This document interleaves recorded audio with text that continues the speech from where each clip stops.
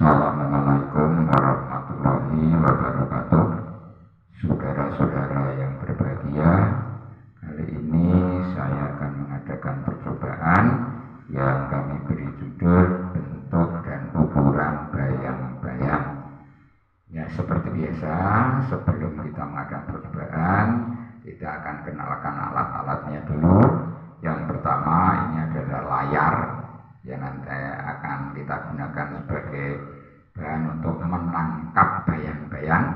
Kemudian ini adalah bendanya. Kemudian yang ini adalah nanti sebagai sumber cahayanya. Ya, saudara, mari kita laksanakan percobaan ini. Dan percobaan ini nanti yang pertama, saya akan mendekatkan dan menjauhkan sumber cahaya ini terhadap benda ini. Ya, nanti bagaimana bayangannya. Dan sebaliknya nanti saya akan menjauhkan dan mendekatkan benda ini terhadap cahaya ini. Nanti bagaimana bentuk bayangannya. Kemudian yang tahap ketiga, nanti ini sumber cahaya akan saya letakkan di atas benda. Ini bagaimana bayangannya. Kemudian yang terakhir nanti benda akan saya letakkan di atas sumber cahaya. Nanti bagaimana bayangannya. Nah, itu yang akan kita laksanakan percobaan.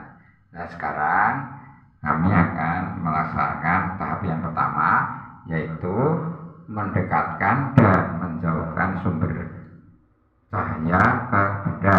Nah, ini saya berusaha menjauhkan, kemudian saya akan mendekatkan sedikit demi sedikit.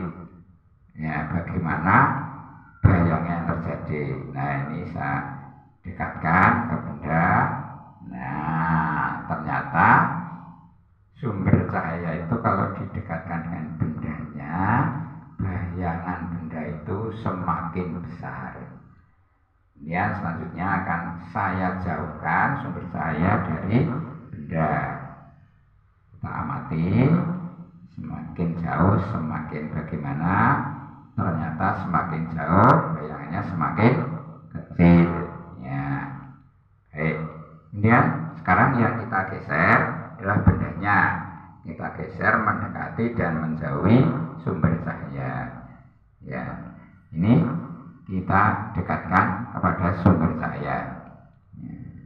Coba diamati di layar bagaimana perubahan bayangannya. Nah, ternyata semakin mendekat dengan sumber cahaya, semakin besar bayangannya.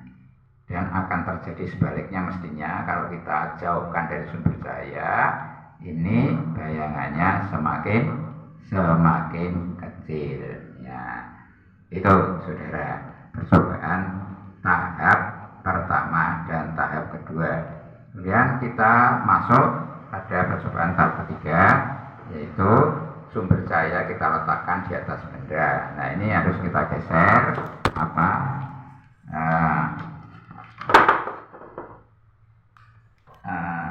begini.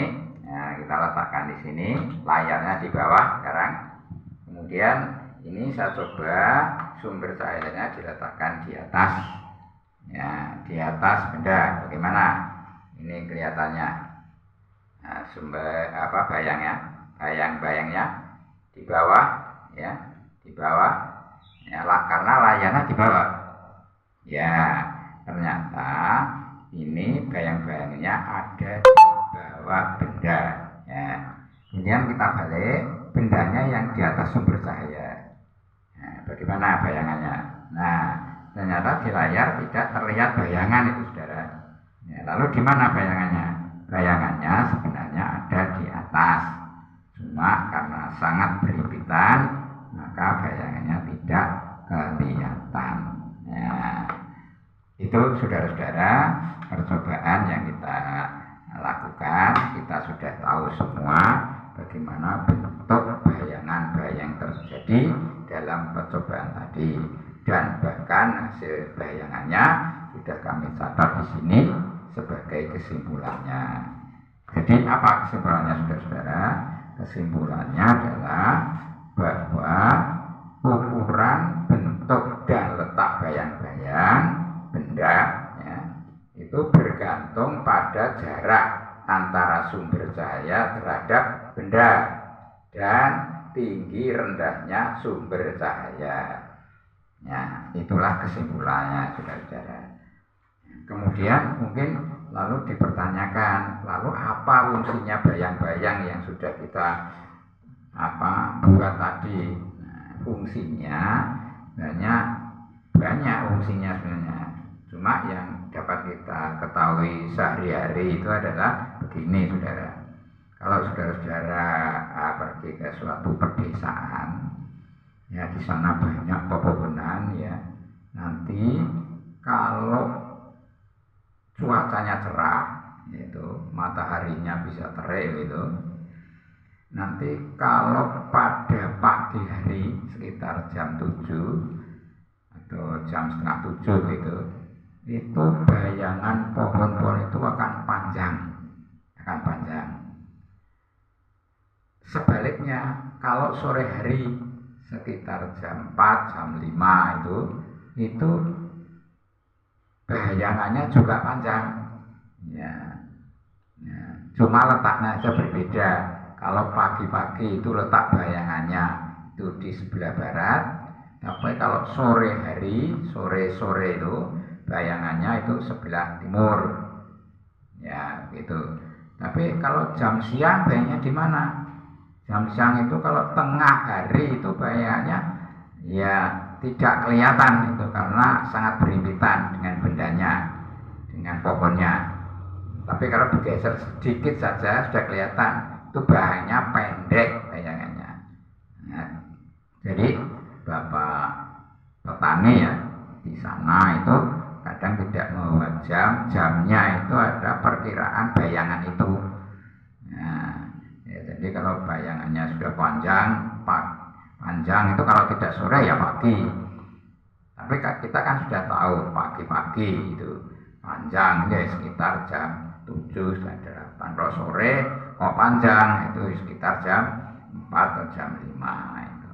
Kalau siang itu kok pendek ya sekitar jam 11. Itulah fungsi bayangan yang kita ketahui sehari-hari. Fungsi lain ada itu misalnya fotografer itu juga memanfaatkan bayang-bayang.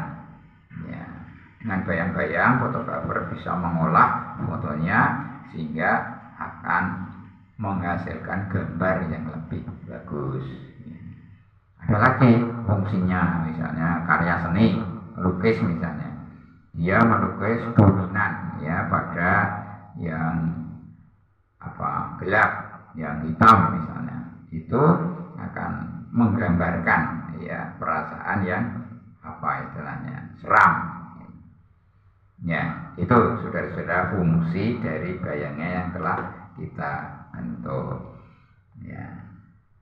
Ya, silakan saudara-saudara nanti memberi atau mengadakan percobaan sendiri dengan alat-alat yang lebih bagus gitu, sehingga akan menghasilkan bayang-bayang yang jelas. Ya, itu saya kira saudara-saudara, kurang lebihnya mohon maaf. Kita akhiri. Assalamualaikum warahmatullahi wabarakatuh.